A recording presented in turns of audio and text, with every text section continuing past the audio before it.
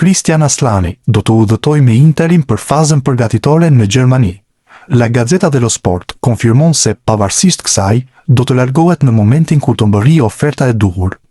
Deri tani, Aslani do të kënaqur Interin, ndaj dhe Aslani do të stërvitet me pjesën tjetër të skuadrës në pritje të zhvillimeve të reja. Fakt është se Interi tashmë është i gatshëm për ta lënë të lirë Aslanin për një shifër rreth 10 milion euro. Ka pasur interes nga klubet në Itali, ndërsa nuk përjashtohet mundësia e huazimit me opsionin e blerjes së kartonit. Aslani nuk qëndroi nën urdhrat e trajnerit Kivu gjatë edicionit të kaluar. Fillimisht kontribuoi te Torino dhe më pas te Beşiktashi.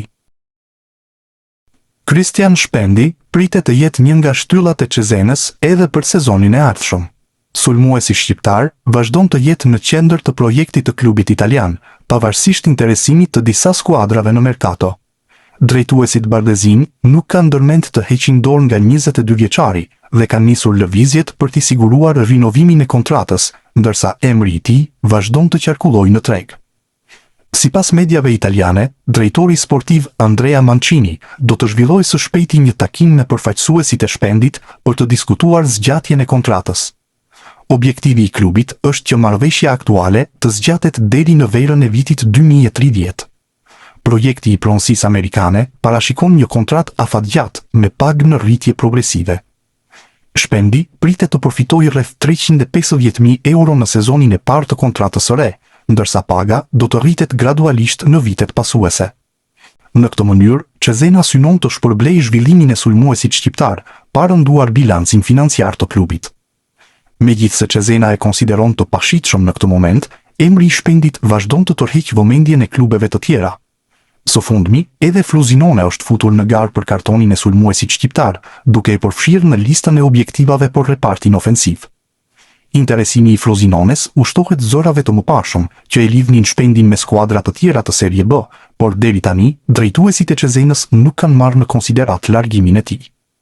Qëndrimi i klubit mbetet i qartë, ku sulmuesi shqiptar është pjesë e projektit dhe do të largohet vetëm në rast të një oferte që konsiderohet e parefuzueshme.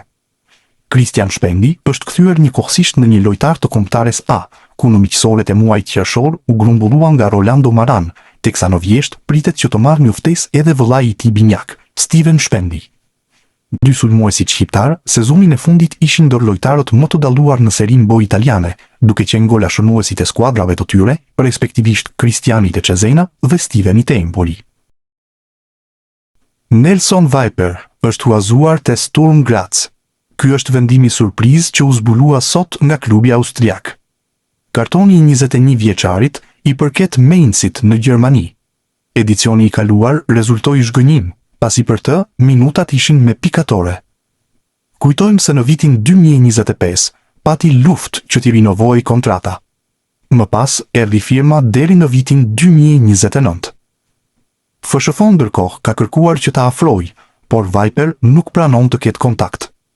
Sulmuesi me origjinë shqiptare do të përfaqësojë Gjermaninë në Europianin e 21 vjeçarit, që organizohet vitin e ardhshëm.